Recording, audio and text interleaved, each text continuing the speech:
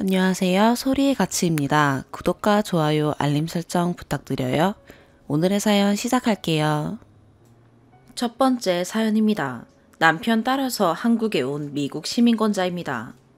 저는 부모님 유학 시절 미국에서 태어났어요. 나중에 한국에 돌아와서도 학교 생활이나 문화가 미국이 더 맞는 걸 깨닫고 가족 모두 한국에 남았지만 저는 미국으로 돌아가서 거기서 졸업하고 직장을 다니고 있어요. 남편은 제가 2년간 한국 주재원 생활을 할 때 한국에서 만났습니다. 정말 따뜻하고 자상하고 속 깊은 사람이라 결혼을 결심했습니다.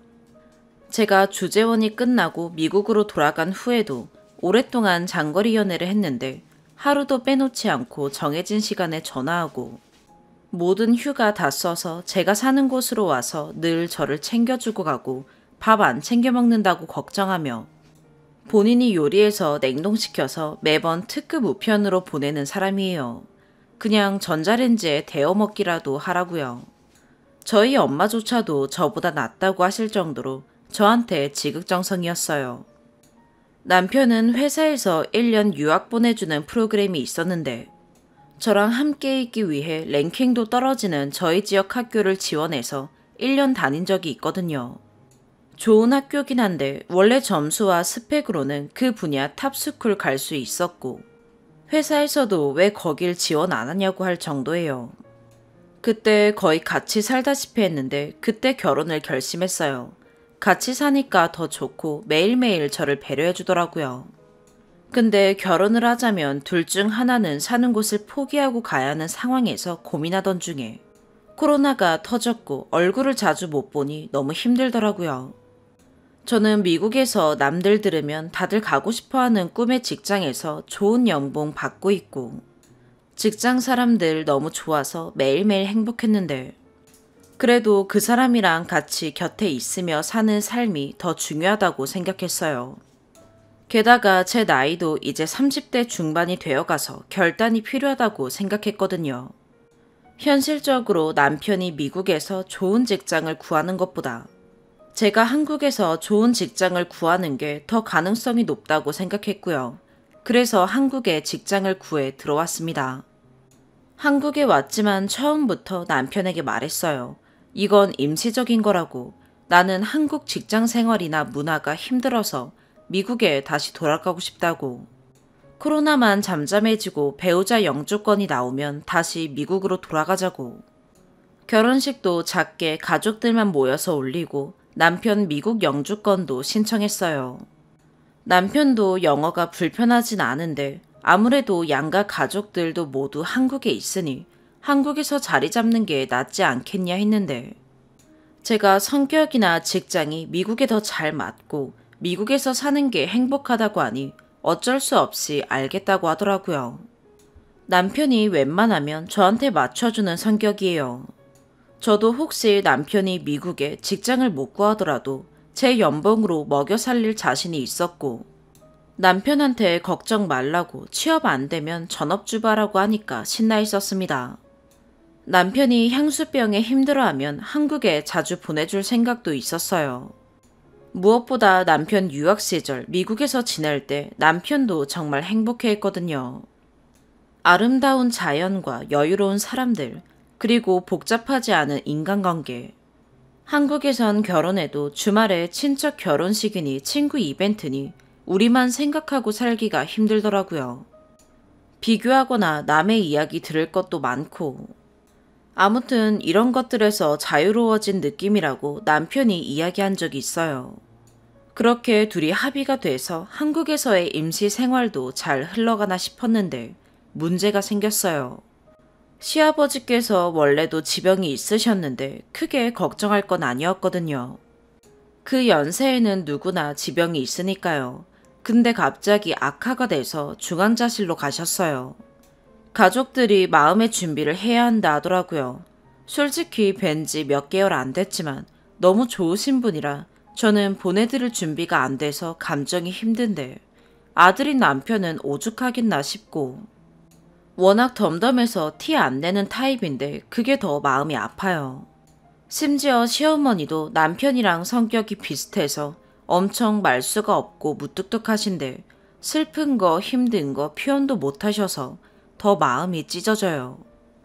그 와중에 남편이랑 시어머니는 착해서 저한테 피해 안 가게 하려고 바쁜데 병원에 올 필요 없다고 자꾸 하시고, 남편도 너무 신경 쓰지 말라고 자기가 챙기겠다고 혼자 계신 시어머니께 거의 매일 저녁 드셨나 퇴근길에 들여다보고 식사 챙겨드리고 오거든요.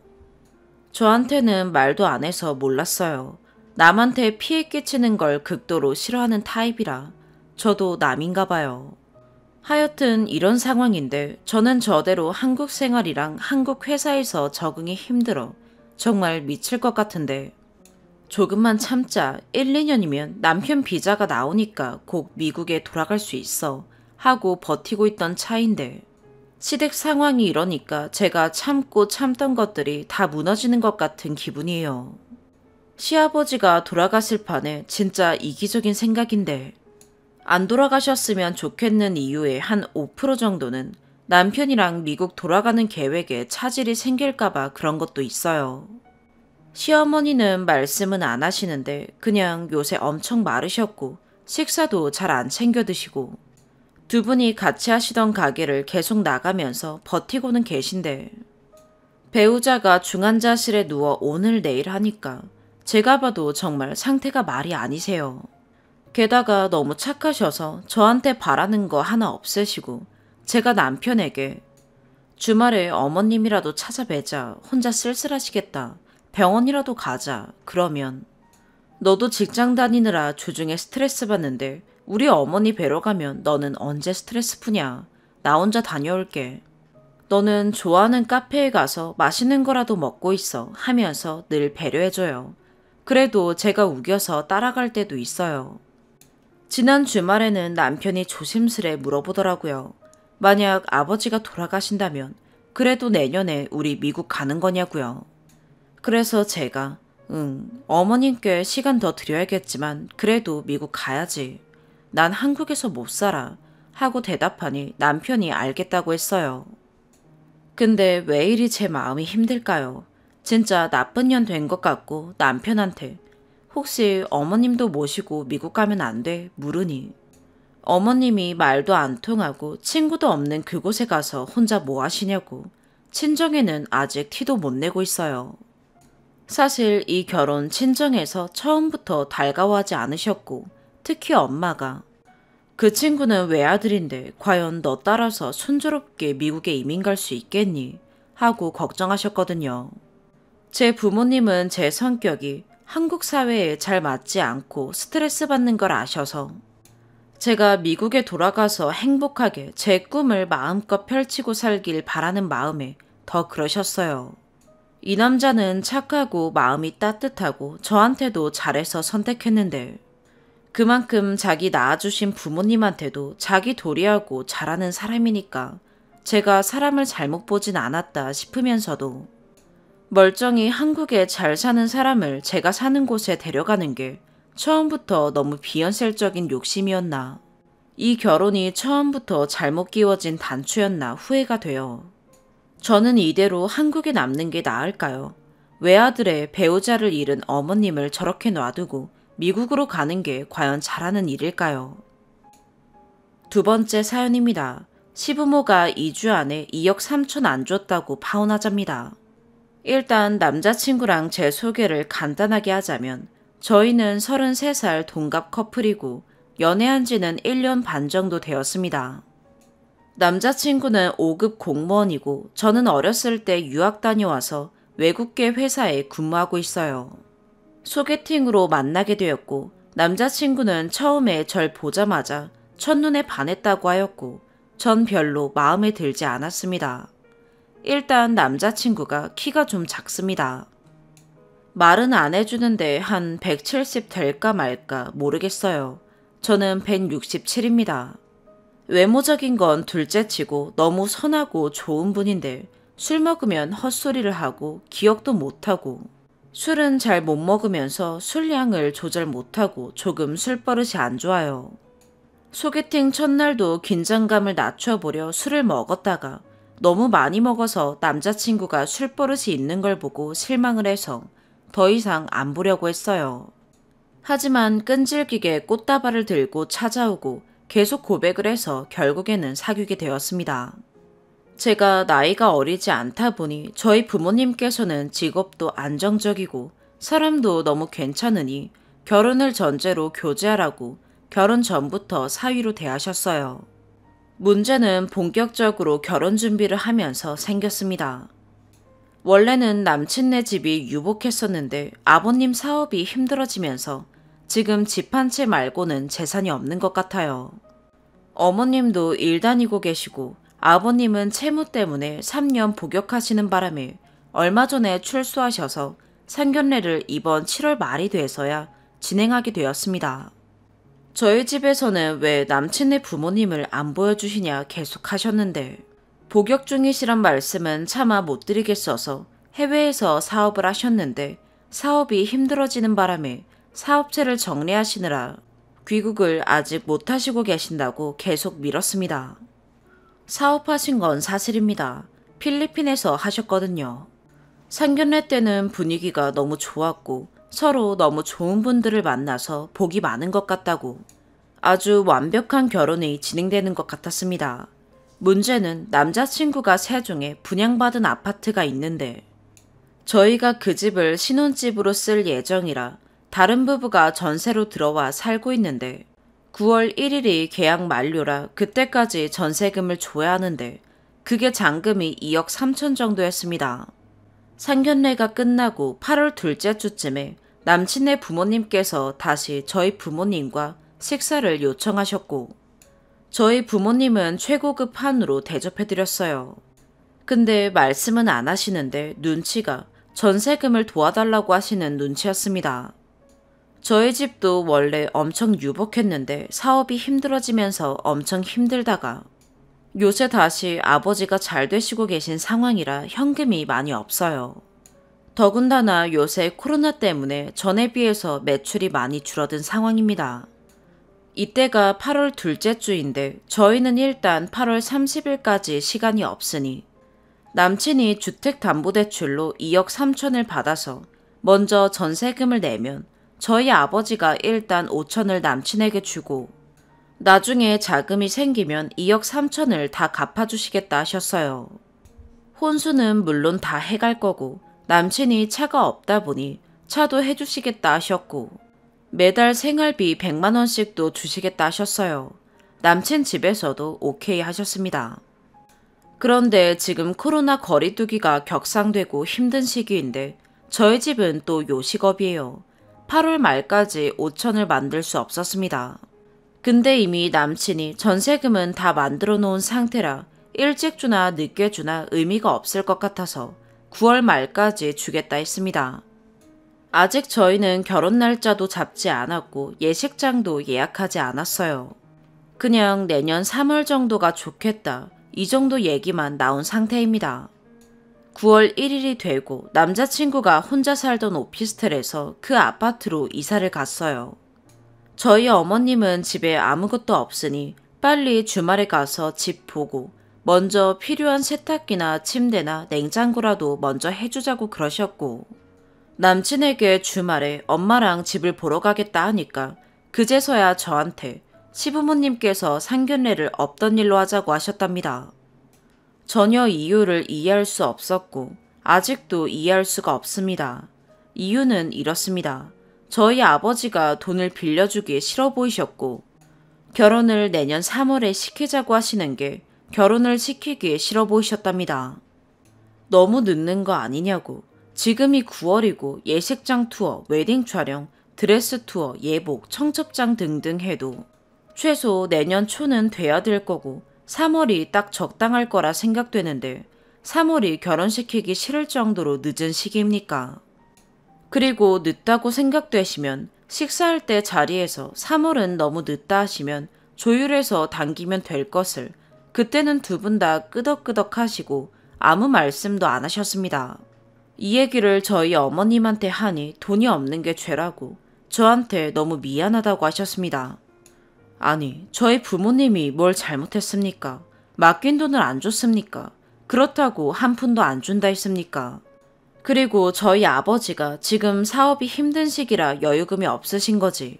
나중에 2억 3천 다 갚아주신다 하셨고 매달 100만 원 생활비까지 주신다 하셨어요. 그리고 아직 결혼 날짜도 안 잡은 사이인데다 2주 안에 어떻게 그렇게 큰 금액을 만들어 옵니까? 평소에는 저를 엄청 예뻐하시고 자랑하시던 시부모님이 돈 앞에서 저렇게 다른 사람이 되는 거 보니 어이가 없더군요. 그것도 이유가 뭔지 모르겠네요. 2주 안에 2억 3천을 안 줘서 그런 건지 뭔지 말씀도 안 하십니다. 그냥 저희 아버지가 돈 빌려주시기가 싫으신 것 같답니다. 그리고 저는 솔직히 왜 줘야 하는지 모르겠습니다. 맡겨놓은 돈도 아니고 남친은 자기가 다 하고 싶다 했는데 시부모님은 저의 집에서 다 해주길 원하시는 것 같습니다. 그리고 아파트 분양가가 3억 3천이었는데 지금 많이 올라서 실매매가가 14억가량 돼요. 진짜 집값 짜증나요. 남친이 처음에 1억 넣고 2억 3천을 전세받은 자금으로 넣어서 산 건데 그럼 제가 나중에 2억 3천을 드리면 남친은 1억, 전 2억 3천이잖아요. 예전에 남친이 술 먹고 취해서 자기가 먼저 결혼하면 공동명의 해주겠다 했었어요. 그래서 나중에 제가 공동명의 해주냐고 물어봤는데 자기가 그런 말한 기억이 안 난다 그러대요. 술 먹으면 한 말 기억 못해요. 근데 공동명의 해줘도 되냐고 시부모님한테 말했답니다. 근데 시부모님이 절대 안 된다고 그것도 결혼 반대하는 이유 중에 하나시랍니다. 근데 전 공동명의 상관도 없고 그냥 남친이 전에 먼저 해준다 그래서 물어본 것뿐이에요.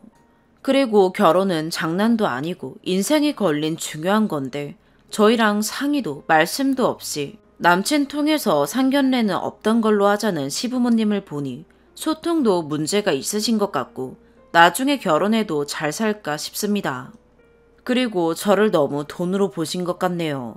남친네 집안은 어머님이 거의 결정권자라서 남친 통해서 시어머님이랑 얘기해보고 싶으니 통화하고 싶다 얘기했는데 남친이 얘기해보고 알려주겠다 했고 돌아온 답변은 시아버지가 저희 아버님이랑 얘기해보겠답니다. 결혼은 제가 결정하고 제가 하는데 왜 저희 아버지랑 얘기를 합니까? 그리고 저희 아버지는 지금 이거 자세한 내용을 모르세요. 이 결혼 어떻게 생각하시나요? 남친이 세종에 아파트도 있고 5급 공무원으로 안정적인 직장도 있고 사람은 너무 착하고 저랑 잘 맞고 말도 잘 통하는데 가끔 이런 답답한 우유부단함이 있어요. 이번에 보니 시부모님 사이에서 역할을 너무 못해주네요. 그리고 이건 좀 말할까 말까 고민한 문제인데 발기부전 이런 문제도 조금 있습니다. 그래서 병원도 다녔고 잠자리를 많이 못 가져봤어요. 이것도 문제라 생각했고 결혼하고 살면서 고치면 고칠 수 있을 거라 생각한 부분인데 지금 결정 자리에 오니 고민되네요. 전 솔직히 안 하는 쪽이 맞는 것 같긴 하네요. 시부모님이 이해가 안 돼요. 남친도 예전만큼 저를 엄청 사랑하는 것도 아닌 것 같아요. 연애 초기보다 제가 조금 살이 쪘는데 제가 자기 관리도 좀 하고 그랬으면 좋겠다고 그러는데 자기가 저보다 더 쪘어요. 솔직히 외모로 저를 뭐라 하면 안 되는 것 같은데 말이죠. 그리고 남친도 속궁한 문제를 문제로 제기하는데 발기부전이 제 문제입니까? 자기가 노력해야 할 문제 같은데요. 어쨌든 가장 큰 문제는 소통을 안 하려는 시부모님의 성향과 돈 앞에서 저희 사정도 봐주시지 않고 잔인하게 결혼을 업자고 하시는 그런 성격이네요. 긴 글 읽어주셔서 감사하고 조언 부탁드릴게요. 그리고 저는 고향도 서울, 자란 것도 서울, 직장도 서울이고요. 남친도 서울 사람인데 정부 청사가 세종으로 내려가면서 저도 결혼하면 세종으로 내려가는 상황이었습니다. 이렇게까지 하면서 아무것도 없고 아는 사람도 없는 세종까지 내려가서 살아야 하나 싶네요. 세 번째 사연입니다. 글 쓰는 게 처음이라 어리버리한 거 이해 부탁드립니다. 그냥 제 성격 때문에 제 인생 망치는 게 스스로 너무 한심하고 찌질해 보여서 그게 너무 슬프고 화나고 짜증나서 한탄만 잠깐 하겠습니다. 지금 제 나이 18살 고2이고 성적은 2등급으로 중반대입니다. 잘하는 것도 아니고 못하는 것도 아니고 딱 애매한 성적입니다. 저희 집은 가난합니다. 물론 길바닥에 바로 버려질 정도로 가난한 건 아니고 5층짜리 엘리베이터 없는 아파트에 살긴 사는데 50년 정도 됐지 싶어요. 대충 아는데 집 내놓으면 5천에도 안 팔린다고 하더라고요. 저희 집이 5층이라 장마철에는 벽지가 비에 젖어서 다 새고 곰팡이는 필 대로 다 피고 바퀴벌레는 심심할 때마다 이벤트로 나와주고 제일 웃기고 슬픈 건 제 방이 없습니다. 거실에 소파. 저 어릴 때 저희 집 거실에 소파 놓아지는 게 꿈이었습니다. 식탁도 없어서 밥상 펴서 먹어야 합니다. 제가 고1 때까지만 해도 저희 집이 이렇게 가난하고 돈 없는 거에 신경 안 썼습니다. 그래도 나름 먹고 싶은 거 있으면 사 먹고 진짜 나름대로 잘 살고 있었거든요. 근데 그놈의 고등학교 내신이 뭐라고 학원 안 다니는 친구들하고 내신 등급이 확 차이가 나더라고요. 사회, 과학, 한국사, 한문, 일어, 뭐 암기 과목은 인강 안 듣고도 다 1이었는데 국영수만 3, 4, 4 나옵니다. 저는 아직도 못 끝내서 쩔쩔매고 있는 단원을 다른 애들은 벌써 겨울방학에 끝내고 왔답니다. 저는 이때까지만 해도 사교육 예체능 빼고 1절 다녀본 적이 없었거든요. 그래서 커리큘럼이 뭐가 어떻게 되는지도 몰랐고 나만 너무 뒤처지나 싶다가도 따라잡으면 괜찮겠다 싶었습니다. 그러다가 조바심이 났는지 안 되겠다 싶어서 고1 여름방학부터 엄마한테 진지하게 말씀드리고 한 달에 30만 원 주고 수학이라도 다녀야겠다 싶어서 다녔더니 성적이 오르더라고요. 공부하라고 1인실에서 한 달에 15만 원짜리 독서실도 끊어주셨습니다. 너무 감사했죠. 진짜 밤낮 안 가리고 공부만 미친 듯이 했습니다. 근데 최근 8월 한 달 동안 공부에 손 놓았습니다. 사실 고2 2학기가 되면서 제가 수학을 수2랑 확통을 배웠어야 했는데 그렇게 하면 60만 원인 겁니다. 한 달이면 개념 다 나갈 수 있겠지 라는 생각으로 엄마한테 초반에는 한 달만 하면 개념 다 나가니까 이번 달만 학원 다니고 끊을게 라고 말했는데 배우다 보니까 수2랑 확통 개념이 한 달 만에 끝날 분량인 게 아닌 겁니다. 그래서 엄마한테 배우는 중간에 이거 한 달로는 안 될 것 같다. 다음 달에도 계속 이렇게 다녀야 할 것 같다. 라고 말씀드렸는데 그냥 알겠어 하고 어영부영 넘어갔습니다. 그러다가 다시 학원 재등록해야 할 날에 일이 터진 겁니다. 그게 딱 7월 말이었거든요. 엄마가 학원이 개념 2개 가르치는데 60만 원은 아닌 것 같다. 학원이 뭐 그러냐. 그 학원이 이상하다. 온갖 이해 안 될 말들로 뭐라고 호통을 치는 겁니다. 그 순간 화가 많이 났습니다. 학원을 다니면서 제가 못 누렸던 모든 것들이랑 친구들이 아무렇지 않게 저에게 한 말들이 지나가더라고요. 엄마가 영어를 가르치는 과외를 해서 저도 영어는 집에서 배웠습니다. 근데도 영어는 내신에선 항상 4등급이고 모의고사에선 좀 잘 치면 2등급인 겁니다. 사실 부모님이 한 과목의 선생님이면 그 과목에 엄청 감정 실려서 공부되는 거 아는 사람 있나요? 조금만 틀려도 부모는 학생이 자식이니까 뭐라고 할 수가 있잖아요. 그냥 간단하게 학교 영어 선생님이랑 한 집에서 동거하는 것 같은 느낌.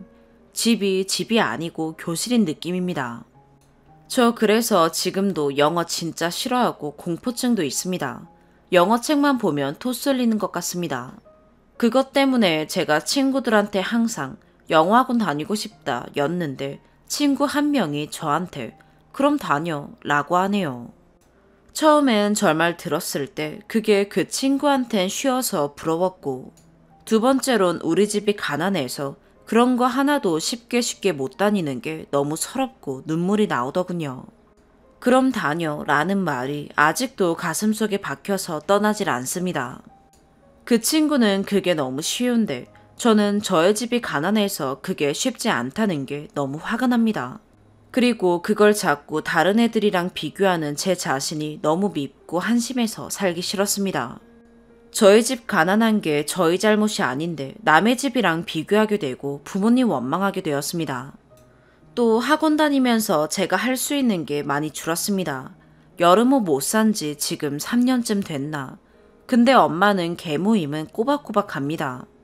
그리고 제가 제일 속상했던 건 제가 가고 싶어 했던 카페가 있었는데 그 앞에 바다 뷰가 정말 예뻤거든요.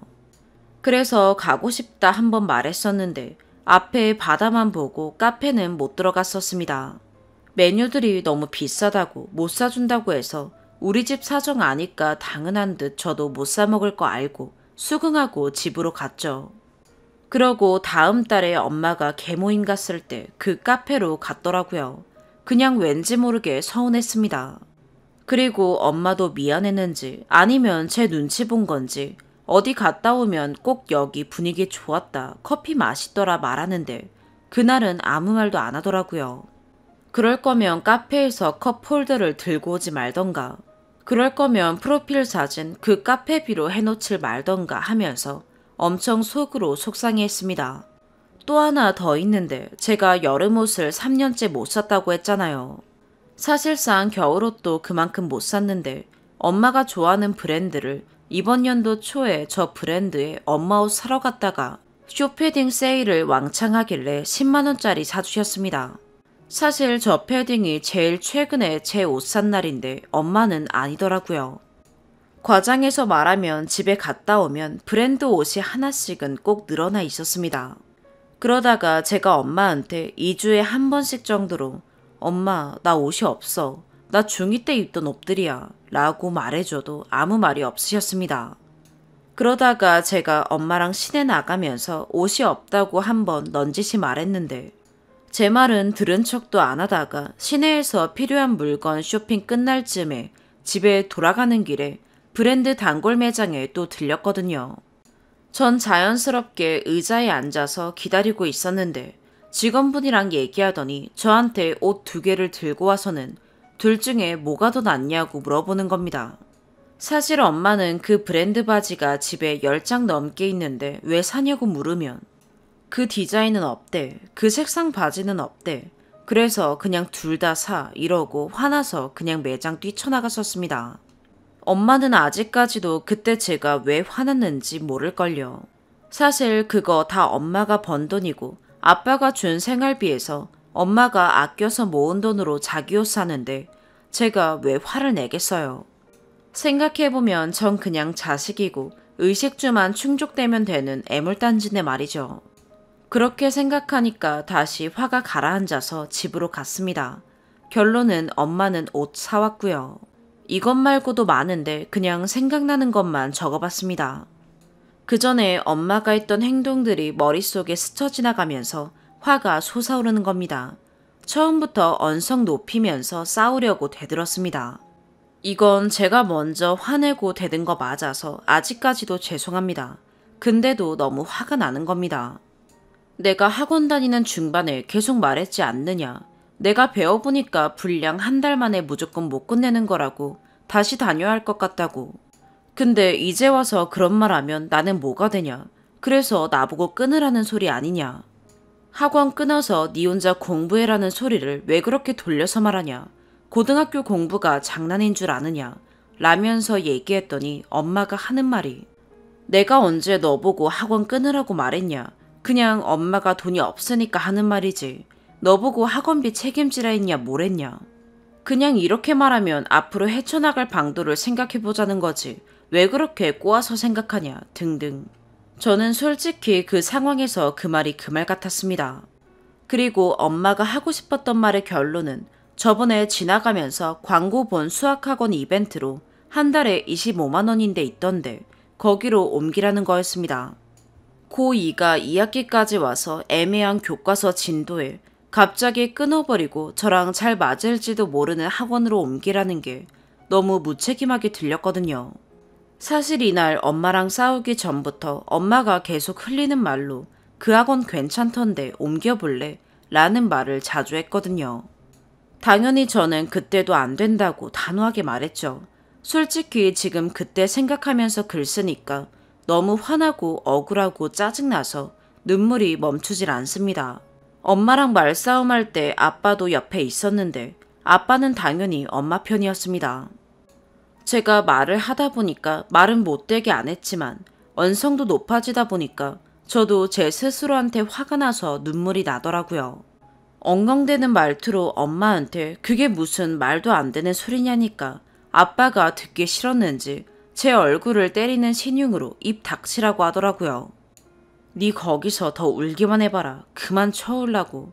여기 모든 사람이 다 볼 수 있다고 생각하니까 이 정도로 미화해서 말하는 거지. 그 상황에선 온갖 무슨 연들이 난무했습니다.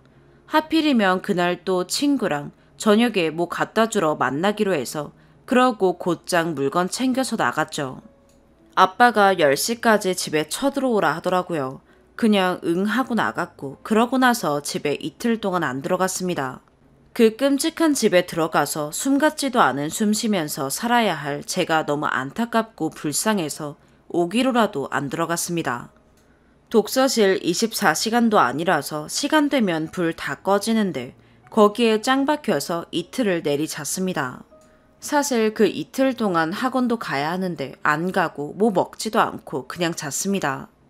이틀 되니까 독서실 와서 자고 있는데 하는 말이 경찰에 신고했다고 하더라고요. 거짓말인 거 티나서 그냥 뿌리치고 계속 있었습니다. 새벽에 데리러 와서 그렇게 8월 첫째 주, 둘째, 셋째 주 3주 동안 방 안에 틀어박혀서 갖다 주는 밥만 먹고 숨 쉴 정도로만 살았습니다. 사실 이틀 동안 독서실에서 아무것도 안 하면서 잠만 자면서 생각한 게 집에 다시 들어가더라도 학원 보내준다 해도 절대 안 갈 거고 학교 자퇴해야겠다 생각했습니다. 그래서 엄마한테 집 들어간 날 새벽에 학원 이제 보내준다 해도 안 갈 거고 학교도 자퇴해야겠다고 했습니다.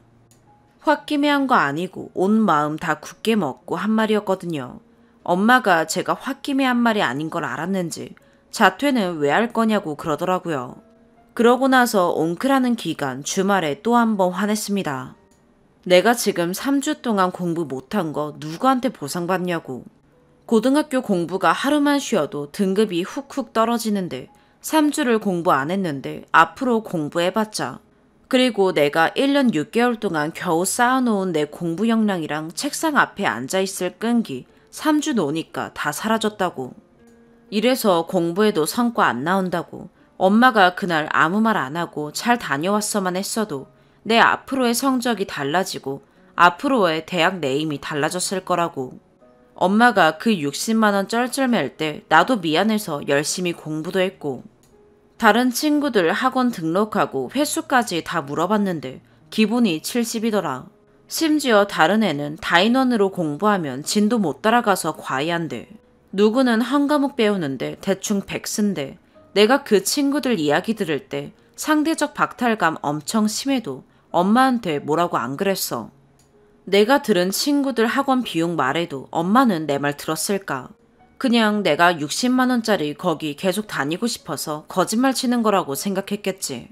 엄마는 내심 나 학원 안 보내도 알아서 공부 잘하고 성적 척척 나오니까 은근 인서울 기대했겠는데 내 성적 2등급 중후반대로 인서울 어딜 비벼. 심지어 경기도권에도 발 못 담궈. 지금 내가 하는 말 장난 같냐. 내가 갈 수 있는 데는 집 앞에 있는 대학뿐이라고 엄마한테 아침에 일어나서 막 소리쳤습니다. 솔직한 제 마음속에서 저는 다 엄마 탓이라고 생각하고 엄마가 제 인생 망쳤다고 생각했으니까요. 속으로만 그렇게 생각했지 진짜로 말한 적 없는데 이번에 말한 것도 다 처음이었습니다. 엄마는 아무 말도 안 하고 그냥 울기만 했습니다. 저보다 더 서럽게 엉엉 우네요. 티도 안 내고 아무 말도 안 했지만 엄마 우는 것도 보기 싫었습니다. 저 진짜 못된 거 알지만 근데 진짜 보기 싫었습니다. 엄마가 왜 울어? 지금 울어야 하는 건 난데 엄마가 왜 울지? 여기서 제일 서러운 건 나 아니야? 공부하고 싶어도 못하고 있는 내가 제일 억울하고 불쌍한데 이 생각밖에 들지 않았습니다.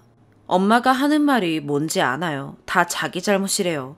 이제 와서 하는 말이 다 자기 잘못이랍니다. 제가 제 입에서 자퇴하겠다는 말이 나올 만큼 한 거 다 자기 잘못이래요.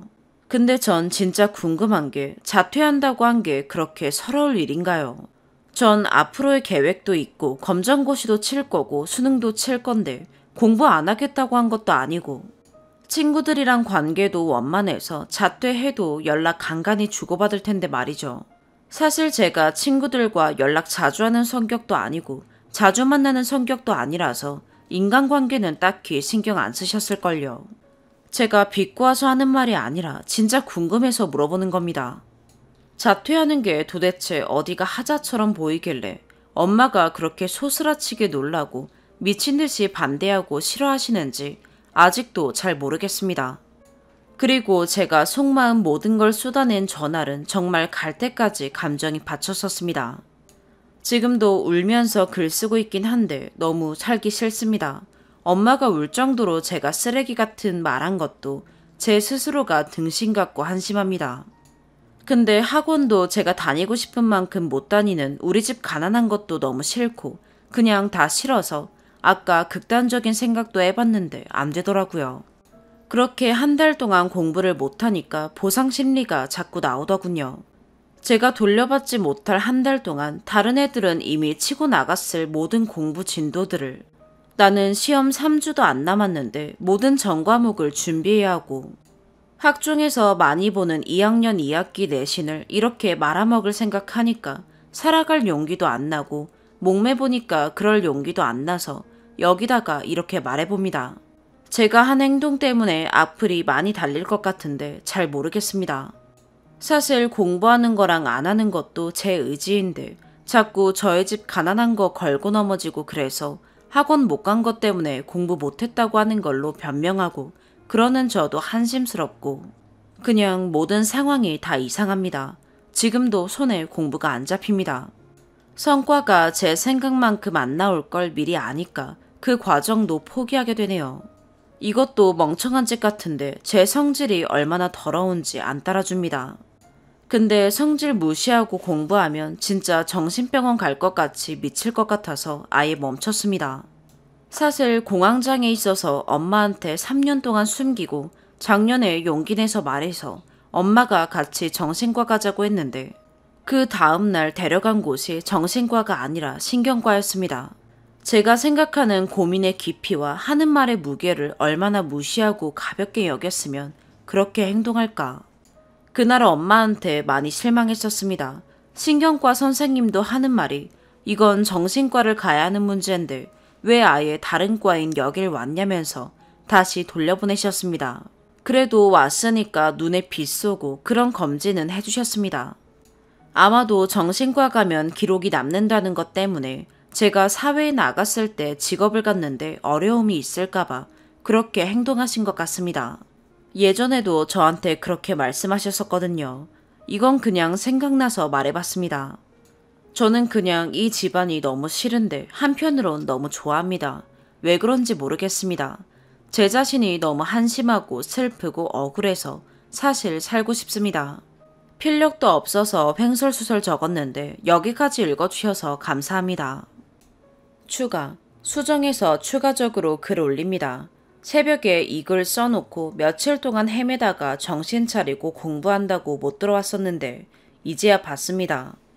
모든 댓글을 다 읽은 건 아니지만 제 마음을 헤아려 주시는 분들도 계시고 현실을 직시하라는 따끔한 말들 모두 저에게 힘이 됐다고 생각합니다.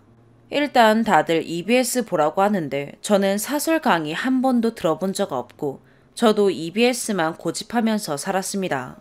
사실 사설 유료 강의보다 EBS 선생님들이 훨씬 잘 가르쳐 주시는데 저도 굳이 돈을 내면서까지 사설을 들을 필요는 없다고 생각했기 때문이에요. 지금도 당연히 EBS만 꾸준히 챙겨보고 있습니다. 하루에 앉아서 공부하는 시간은 보통 10시간이었는데 최근에 한 달 공백 때문에 앉아있는 연습부터 시작해서 오늘은 5시간밖에 공부 못했고 항상 제가 가진 상황에서 최선을 다하고 있습니다. 그리고 공황장애에 대해서 안일하게 말씀하시는 분이 계셔서 말씀드리지만 공황장애라고 해서 모든 공황장애가 경련을 일으키듯 발작을 하진 않습니다. 그리고 제 글의 주제는 저의 교육 상황이지 공황장애가 주가 아니었기 때문에 자세하게 묘사하진 않았던 것 뿐이고 현재도 가끔씩 나타나고 있고 부모님 걱정하실까봐 다른 방 들어가서 괜찮아지면 다시 생활합니다.